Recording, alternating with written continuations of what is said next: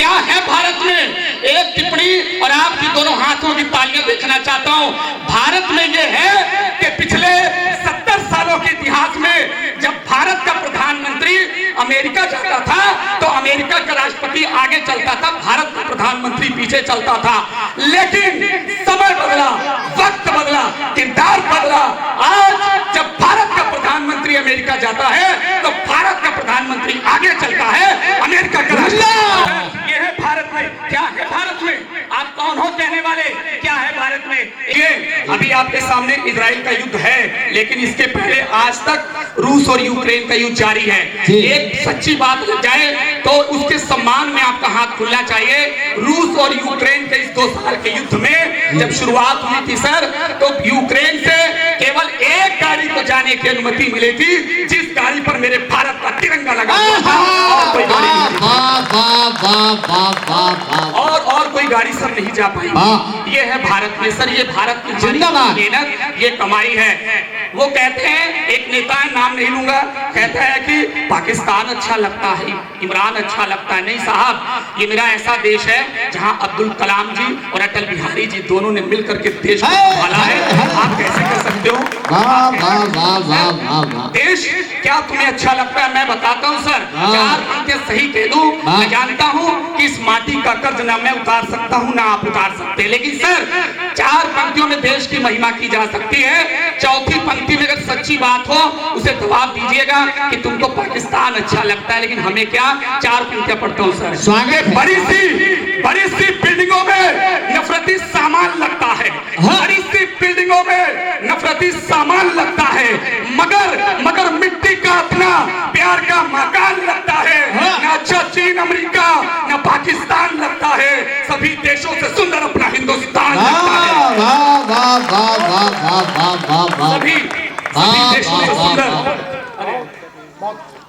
सभी देशों से सुंदर अपना हिंदुस्तान लगता है। ये 2 टके के सर फिल्मी गीतकार हमारे फौजियों पर राजनीति करते हैं। आप कौन हो फौजियों को कहने वाले कि जब फौजी सरहद पे होते हैं तो उनकी बीवियां घरों में गुलछर्रे उड़ा रही होती? कौन है ये कहने वाले सर? वो माइनस तापमान में खड़ा होकर के हमारी सुरक्षा करता है, तब लवलेश यदुवंशी या पुष्कर सुल्तानपुरी किसी देश के किसी कोने में कभी सम्मेलन पढ़ पाते हैं। अगर मेरी माएं हम सब के लिए चूल्हों में रोटियां पकाती हैं सर, क्योंकि सरहदों पर फौजी खड़े होते हैं।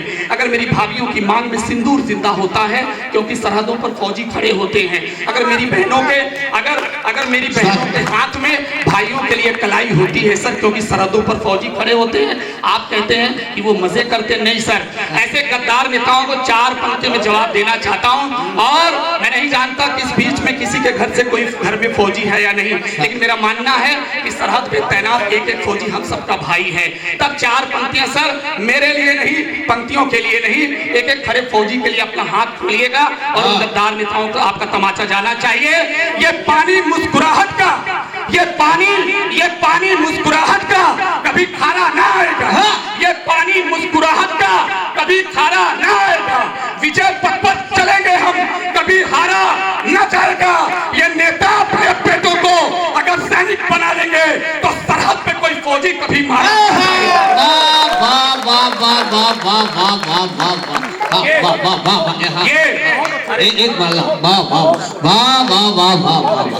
डॉक्टर पाल साहब, एक जोरदार ताली यहाँ से वहां तक हो जाए।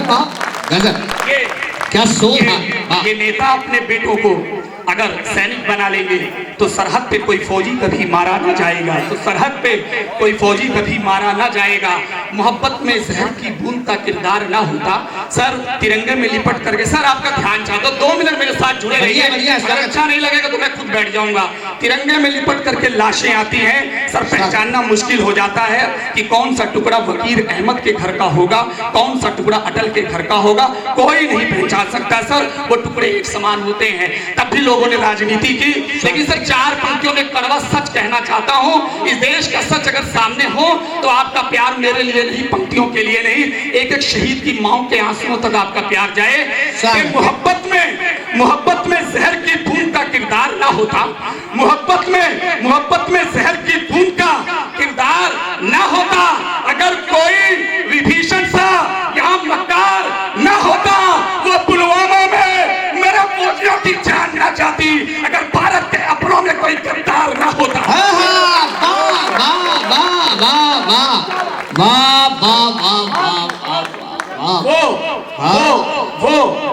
पुलवामा में मेरे फौजियों की जान ना जाती अगर भारत के अपनों में कोई गद्दार ना होता। जमी सदियों की गंदी धूल को अब झाड़ देना है। सर एक कड़वा सच, जब इस देश की सियासत से जम्मू कश्मीर से अनुच्छेद 370 हटाया गया तब सब लोगों ने स्वागत किया था, हमारे तमाम भाई बंधुओं ने स्वागत किया था। कुछ सियासत के गंदे लोगों ने उस पर उल्टियां करना शुरू की थी। सर वो कश्मीरी पंडितों का सर दर्द, वो खून के लहू से दीवारें चिपकी हुई थी। लेकिन सर एक चार पंक्तियां कहना चाहता हूं कि तुम ऐसे उल्टियां करते रहो और ये सच्चा इंसान आगे कुछ ना कुछ करता रहेगा। अगर सही हो तो आप अपने 3:2 के ध्वज के लिए अपना हाथ खोलिएगा कि जमी सदियों की गंदी धूल को झाड़ देना है। चौथी पंक्ति में आपका विशेष प्यार मांगना चाहता हूं कि जमी सदियों की गंदी धूल को झाड़ देना है। हमें आतंकियों की छातियों को फाड़ देना है। जमी सदियों की गंदी धूल को अब झाड़ देना है। हमें आतंकियों की छातियों को अब फाड़ देना है। अभी तो 370 हटाया आज हमने है, अभी कल फिर पीओके पर तिरंगा गाड़ देना है। अभी कल फिर पीओके पर तिरंगा गाड़ देना है। सर 15 अगस्त 1947 को देश आजाद हुआ था, सबकी स्वीकृति हुई। आज सर माफ कीजिएगा, मेरी बात का थोड़ा सा समर्थन कीजिएगा। अगर हम लोगों ने इतिहास में अपने बुजुर्गों से पढ़ा है कि 15 अगस्त 1947 को देश आजाद हुआ सर, तो आप आज जेएनयू से गद्दारी के नारे क्यों लगाते हो? हम मानते हैं कि आप बेरोजगारी की आजादी के नारे लगाते हो, वो स्वीकार करते हैं। लेकिन सर जब कभी पाकिस्तान जिंदाबाद के नारे लगते हैं तो ये स्वीकार्य नहीं हो सकता। ये बात सर स्वीकार्य नहीं हो सकती है। आप आजादी के नारे लगाने के पहले सर एक बात भूल जाते हो कि हमारे मंगल पांडे की आजादी कुछ नहीं थी, हमारे चंद्रशेखर आजाद की कुर्बानी कुछ नहीं थी, हमारे दादा भाई नौरोजी की कुर्बानी कुछ नहीं थी, हमारे महात्मा गांधी की कुर्बानी कुछ नहीं थी, हमारे मंगल पांडे की कुर्बानी कुछ नहीं थी, हमारी रानी लक्ष्मीबाई की कुर्बानी कुछ नहीं थी, हमारी रानी अवंती की कुर्बानी कुछ नहीं थी, हमारे लियाकत अली की कुर्बानी कुछ नहीं थी, हमारे बहादुर शाह जफर की कुर्बानी कुछ नहीं थी, हमारे लाला लाजपत राय की कुर्बानी कुछ नहीं थी, हमारे विपिन चंद्र पाल की कुर्बानी कुछ नहीं थी, हमारे पंडित नेहरू की कुर्बानी कुछ नहीं थी, और आप आजादी के नारे लगाते हो। 15 अगस्त 1947 की आजादी और ऐसे गद्दारों को कहां जाने की अनुमति होनी चाहिए? तब भी जब अभी इजराइल और हमास के युद्ध में सर यहाँ के गद्दारों ने हमास का समर्थन किया, जिसने न जाने कितनी अनगिनत लाशें बिछाई हैं। ऐसे गद्दारों को कहां होना चाहिए? सर आपसे मैं देश के समर्थन में तालियां मांगता हूं, चौथी पंक्ति में आपका प्यार मिले कि वतन के द्रोहियों को मेरी पार्टी भेज दो साहब। वतन के द्रोहियों को मेरी पार्टी भेज दो साहब। पहनने को उन्हें चूड़ी की सांची भेज दो साहब। जो आजादी है मांगे आज के आजाद भारत में, उन्हें जिन्ना की गोदी में कराची भेज दो साहब।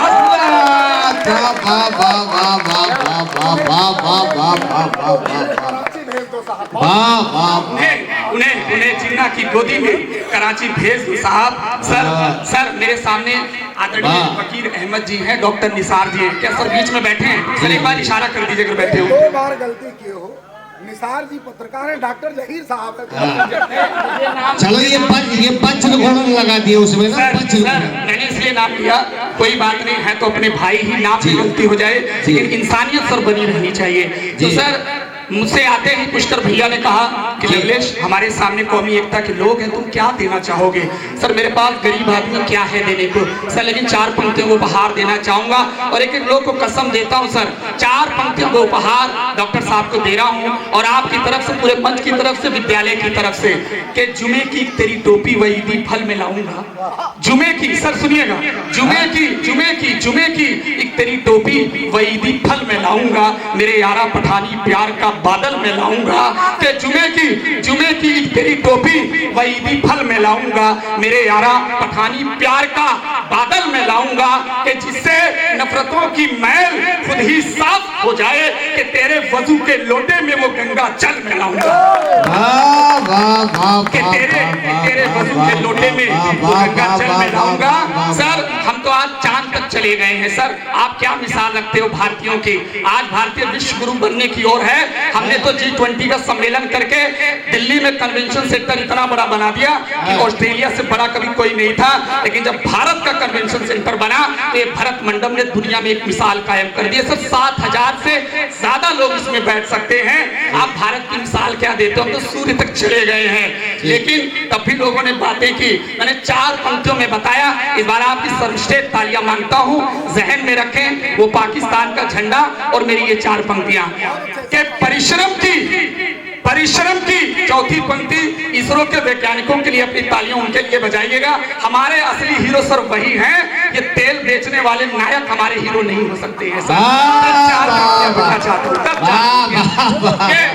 परिश्रम की बदौलत विश्व में हम कद बढ़ा आए।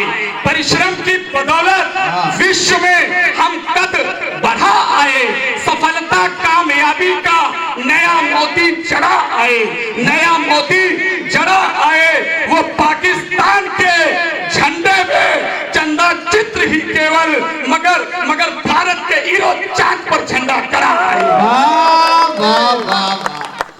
मगर भारत के हीरो चांद पर झंडा गड़ा आए। सर मेरे सामने मेरी बेटियां बैठी हैं, मैं भी एक शिक्षक हूँ विद्यालय में, और मेरी माताएं मेरी बहनें बैठी हैं। आप सबकी तरफ से ओज में ये भी लिखा जा सकता है। सर अक्सर इल्जाम लगता है कि ओज वाले चिल्लक चिल्ली ज्यादा करते हैं, लेकिन सर आपकी तरफ से 4 पंक्तियां इनके चरणों में, एक छोटी सी भूमिका कि अभी IAS PCS का सर रिजल्ट आता है, उसमें एक लिस्ट निकलती है। उस लिस्ट को देखा तो 4 पंक्तियां निकल आई। सर अपनी बहनों अपनी बेटियों के लिए हाथ खोलिए एक निवेदन के साथ। जब कभी मणिपुर में बिटिया को नंगा करके नाच नचाया जाता है, जब कभी राजस्थान में किसी बहू को मार दिया जाता है, जब किसी हरियाणा में किसी बिटिया को काट करके फेंक दिया जाता है, तब ये पंक्तियां और ज्यादा कीमती हो जाती हैं। तब सर 4 पंक्तियां पढ़ता हूँ। बेटियों के लिए अपना हाथ खोलिएगा।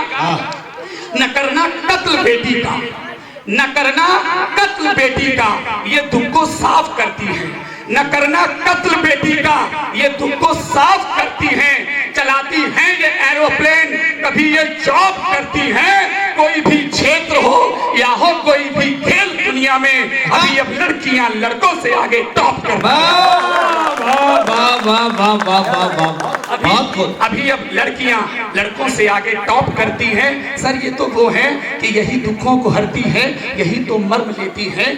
सर हम आप हाथ कटा लें, सर बाजू कटा लें, लेकिन सर एक छोटी सी बात कह दूं, अपनी माँ की कोख के लिए अपनी तालियां कह दीजिएगा कि जो 9 महीने का दर्द ये सह सकती हैं, हम में आप में वो कुव्वत नहीं है कि ये दर्द सह पाए। सर एक बार अपनी माँ के लिए अपनी तालियां बजा दें। 4 पंक्ति यही दुखों को हरती है, यही तो मर्म लेती है।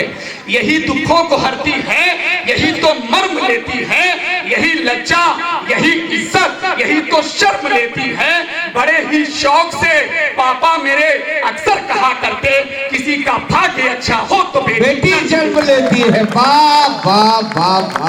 किसी का भाग्य अच्छा हो तो बेटी जन्म लेती है। सर एक व्यक्ति मुझे मिले, उन्होंने कहा कि हाथों में तलवार उठा लो, हाथों में बंदूकें उठा लो, हाथों में कत्ते उठा लो। नहीं सर मैं स्वीकार नहीं कर पाया। मैंने कहा कि मेरे बच्चे नौनिहाल हैं, इनमें से आगे चलकर किसी को इसरो का अध्यक्ष एस सोमनाथ की तरह बनना है, इनमें से चलकर किसी को रानी लक्ष्मीबाई बनना है, तमाम लोगों को बनना है। सर हाथों में कट्टा नहीं, सर हाथों में तलवार नहीं, एक चीज दीजिएगा। 4 पंक्तियों में पढ़ता हूँ। और इस विद्यालय के लिए चौथी पंक्ति में जहां आप बैठे हैं, तो कान भैया इस विद्यालय के लिए चौथी पंक्ति में आपका प्यार, क्योंकि इस विद्यालय की तरफ से ये लवलेश यदुवंशी संदेश देने की कोशिश कर रहा है, और आप सबके हाथों में ये होनी चाहिए कि पसीने की कमाई की नकाबें हर समय रखना, पसीने की कमाई की नकाबें हर समय रखना, सुहानी मंजिलों की मिष्ट राबें हर समय रखना।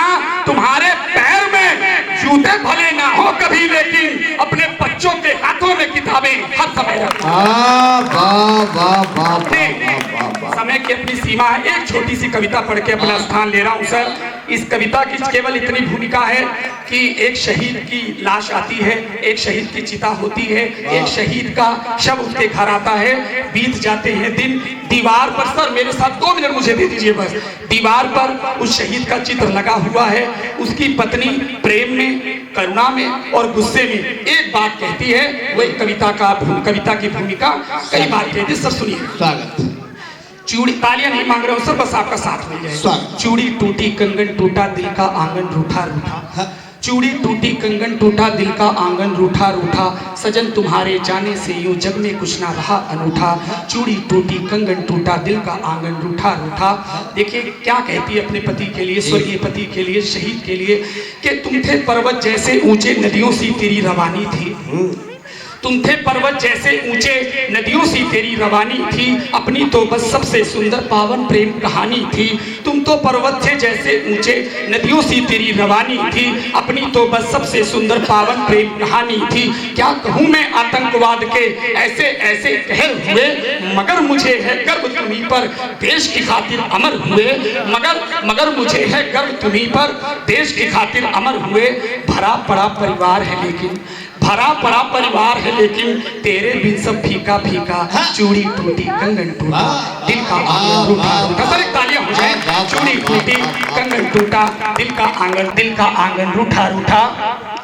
अपना मुन्ना मुझसे अक्सर ऐसे पूछा करता है, अपना मुन्ना मुझसे अक्सर ऐसे पूछा करता है, पापा की फोटो सारा क्यों घर ये पूजा करता है। अपना मुन्ना मुझसे अक्सर ऐसे पूछा करता है, पापा की फोटो सारा क्यों घर ये पूजा करता है। कौन बनाकर लाएगा जो दादी माँ का चश्मा टूटा, कौन बनाकर लाएगा जो दादी माँ का। और इतना रोना आता है अब, इतना रोना आता है अब, आँख का आंसू सूखा सूखा, चूड़ी टूटी कंगन टूटा, दिल का आंगन टूटा, चूड़ी टूटी। सर एक गुस्से में उसकी पत्नी कहती है, नेताओं तक सवाल करती है सर, कि चूड़ी टूटी कंगन टूटा। एक जोरदार ताली हो जाए। कविता चूड़ी टूटी कंगन टूटा, सर 1 मिनट की कविता है, बस थोड़ा सा दिल दे दीजिए। ये चूड़ी टूटी कंगन टूटा, दिल का आंगन रूठा रूठा। अब नेताओं पर सवाल रखते हुए बात कह रही है कि केवल चर्चा करते करते चूड़ी को तुड़वाओगे, केवल चर्चा करते करते चूड़ी को तुड़वाओगे, उजड़े हुए सुहाग को मेरे बोलो कैसे लाओगे। केवल चर्चा करते करते चूड़ी को तुड़वाओगे, उजड़े हुए सुहाग को मेरे बोलो कैसे लाओगे।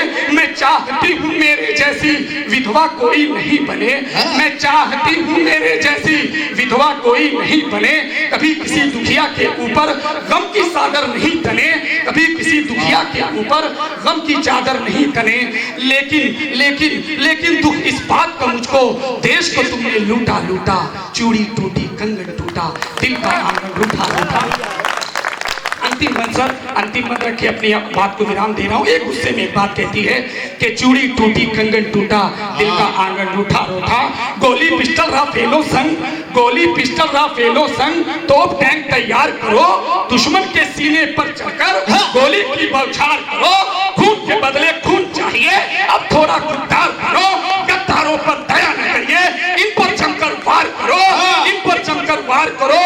और तुम ना ये कर पाए तो फिर सारा वादा झूठा झूठा, चूड़ी टूटी कंगन टूटा, दिल का आंगन रूठा रूठा। सर एक जय लगा दीजिए, बोले भारत माता की।